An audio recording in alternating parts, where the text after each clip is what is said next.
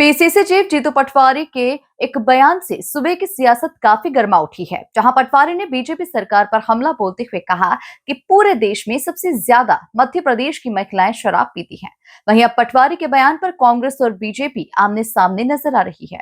तुम्ही रहबर मेरे तुम्ही मेरे कातिल हो।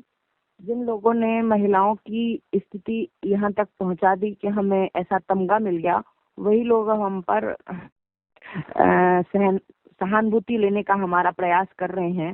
ये जीतू पटवारी जी के व्यक्तिगत आंकड़े नहीं हैं, ये मीडिया हवाले से एनएचआरसी के सर्वे से ये आंकड़े निकल कर आए कि मध्य प्रदेश में शराब का कंजप्शन महिलाओं में बढ़ता जा रहा है।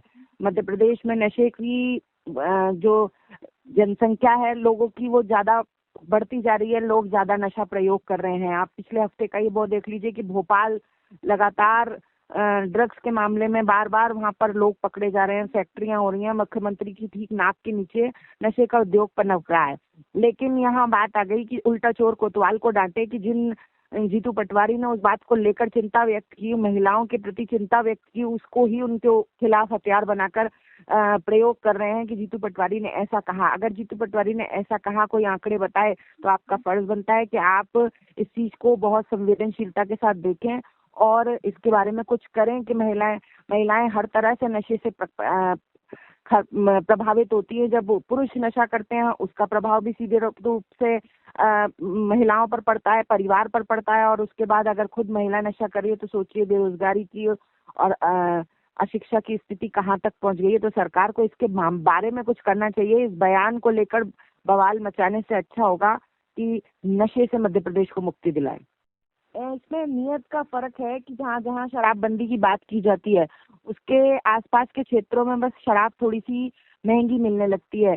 बल्कि मध्य प्रदेश में तो ये उद्योग भी पनप रहा है कि जिन राज्यों में शराबबंदी है उनके बॉर्डर्स पर जो शराब की दुकानें हैं उन पर महंगे रेटों में शराब मिलती हैं और सरकार के प्रिय लोग उन दुकानों के ठेके लेते हैं और उनसे अधिक कमाई करते हैं।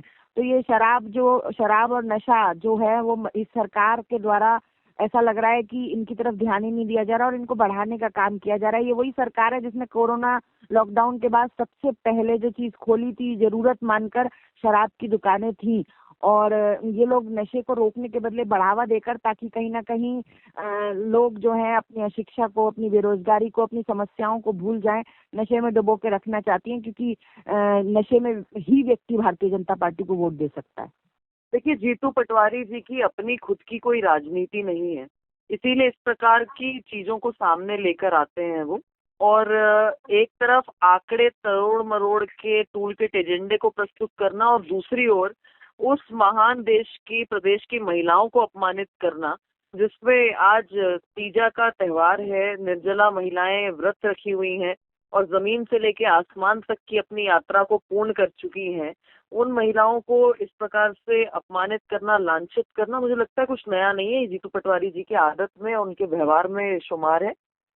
और एक बात बहुत स्पष्ट है जो मैं आपके माध्यम से जीतू पटवारी जी को बता दूं कि जीतू पटवारी जी, नशा जो है वो आपके दिमाग में है और बदबू आपके मुंह से आ रही है, जिसे गंध कहते हैं।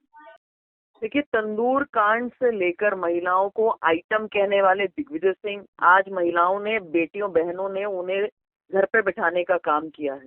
कमलनाथ जी जो आइटम कह के संबोधित करते थे, सजावटी वस्तु कहा जिन्होंने आज उनका नाम लेवा कोई नहीं बचा है। और जीतू पटवारी जो महिलाओं को 500 रुपए लेके पोखरी में रखने वाला बताते हैं या फिर उनमें रस ढूंढते हैं या उनको इस प्रकार से नशे की बात कर रहे हैं, जीतू पटवारी अपना स्वयं का चुनाव हार चुके हैं। तो स्पष्ट है कि कांग्रेस का कहीं पर भी अगर छोटा सा भी कोई अंश बचा है तो उसको इन जैसे लोगों की बदजुबानी और इनके मुंह का जो गंध है उसको जरूर समाप्त कर देगी।